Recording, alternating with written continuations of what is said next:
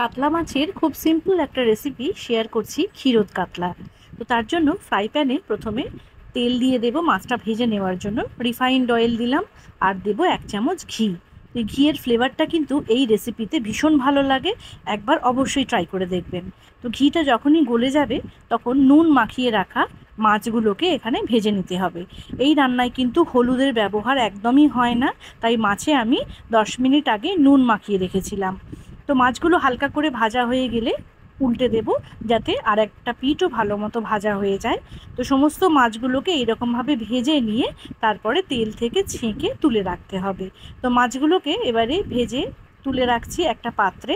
তারপর ওই তেলের মধ্যে পেঁয়াজ কুচি দিয়ে দিলাম। 3টে মিডিয়াম সাইজের পেঁয়াজ নিয়েছি 6 পিস মাছের জন্য। তো পেঁয়াজগুলোকে একটু লাল লাল করে ভেজে নিতে হবে। আর পেঁয়াজ ভাজার সময় কিন্তু নুন দিয়ে দিলে পেঁয়াজটা খুব তাড়াতাড়ি নরম হয়ে যায়, সেদ্ধ হয়ে যায়, তো তাড়াতাড়ি রান্নাটাও হয়ে যাবে। তো নুনটা দিয়ে দিলাম পরিমাণ মতো, যতটা লাগবে দিয়ে নুনটা পেঁয়াজের সঙ্গে ভালো করে মিশিয়ে দেব।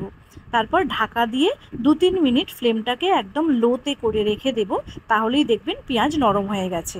ঢাকা খুলে কাঁচা লঙ্কা কুচি দিলাম আর দিলাম জল, কারণ গুঁড়ো মশলা কয়েকটা এর পরে দেবো যাতে পুড়ে না যায়। যেমন ধনে গুঁড়ো, জিরে গুঁড়ো আর গোটা গোলমরিচ গুঁড়ো করে রেখেছিলাম, দিয়ে একটু জল দিয়ে মশলাটাকে কষে নেব। যেহেতু গুঁড়ো মশলা সেই জন্যই একটু জল দিলাম, না হলে কিন্তু মশলাগুলো খুব তাড়াতাড়ি পুড়ে যায়। তো সমস্ত মশলা তেলের মধ্যে কষিয়ে নিলাম। তারপরে 1 কাপ দুধের মধ্যে 1 চামচ ময়দা গুলে রেখেছি। এই রেসিপির এটাই হচ্ছে সিক্রেট, এই ময়দার সাথে দুধের যে মিশ্রণ, এর জন্যই কিন্তু এই রেসিপির টেস্ট এত ভালো হয়। তো এবারে ওই দুধ ময়দা গোলা যেটা রয়েছে সেটা পুরোটা এর মধ্যে দিয়ে দিলাম। আরও 1 কাপ জল কিন্তু দিতে হবে, তবে গ্রেভিটা 6 পিস মাছের জন্য অ্যাপ্রোপ্রিয়েট হবে। ভাজা পেঁয়াজের মধ্যে এই যে ময়দা গোলা দুধটা দিয়ে দিলাম, এটা পড়ার পরে কালারটা কিন্তু ভীষণ সুন্দর লাগছে দেখতে। তো ভেজে রাখা মাছগুলোকে এবারে এর মধ্যে দিয়ে দিলাম।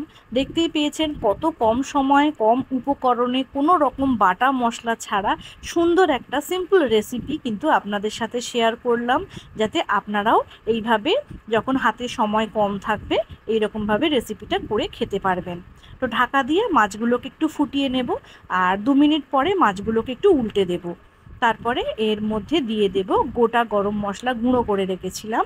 তো সেই গরম মশলার গুঁড়ো আর চিনি দিলাম।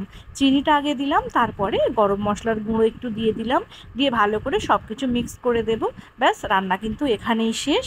আর বিশেষ কিছু করার নেই, ঢাকা দিয়ে 5 মিনিট রেখে দেব স্ট্যান্ডিং টাইমে, যাতে মাছের মধ্যে গ্রেভিটা খুব ভালো মতো ও ফ্লেভারটায় ঢুকে যায়, খুব ভালো টেস্ট হয়। তো আজকের এই ছোট্ট রেসিপিটা কেমন লেগেছে অবশ্যই কিন্তু আমাকে জানাবেন।